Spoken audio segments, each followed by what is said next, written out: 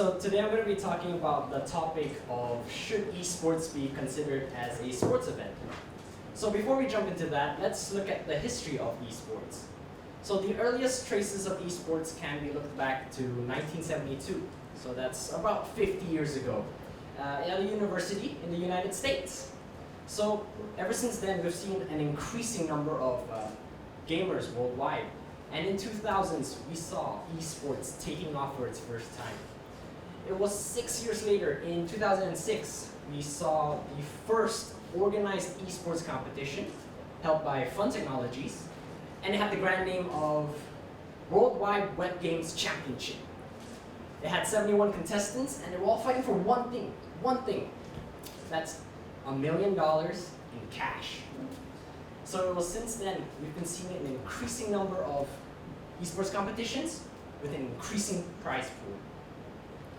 So let's move back to the question. Should esports be considered as a sports event? And before we jump into that, sorry, I used the same term again, but we should look at what is sports?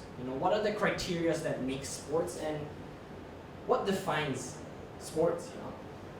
So I'm gonna briefly talk about it, so bear with me here. So sports is basically, there are three criteria. All forms of physical activity through either casual or organized participation. 2, aim at expressing or improving physical fitness or mental well-being. 3,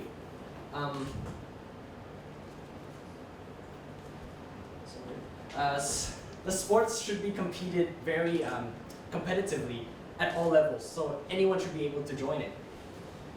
So let's look at the first point, all forms of physical fitness. And I admit, esports, not the most physical thing in mind. But have you ever considered, and it has been proven, that competitive gamers do require a tremendous amount of stamina. This is because they need to focus in a short period of time into their games and think of the best strategies. And these games often happen back to back. There's not day one. Okay, there are day one championships, but normally the games are after each other. So 2, they should be expressing or improving physical fitness or mental well-being. And every time we say sports, you have the physical image in mind, right? We always think of football, we've got basketball, we've got swimming. But have you ever considered the sports that are not physical? So I'm gonna throw you a bone and say, well, there's chess, racing, and golf. Just like esports, these are not overly physical sports, but they improve the person's mental well-being, or exercises it at least. So we all know that also gamers require a high level of EQ, and because they need to think of different strategies to compete in games and to find their competitive advantage over their competitors. 3, they need to be competitive, right? And everybody should be able to do it. So there are different leagues and levels, just like sports. There's Division 1, Division 2 for different people, high school, tertiary education, or even professional. So when you include money, it's going to be competitive automatically. So esports is also becoming more serious. We've got countries recognizing sports as gamers as athletes, and countries like the United States now give out P1 visas for professional gamers to apply to migrate to the United States.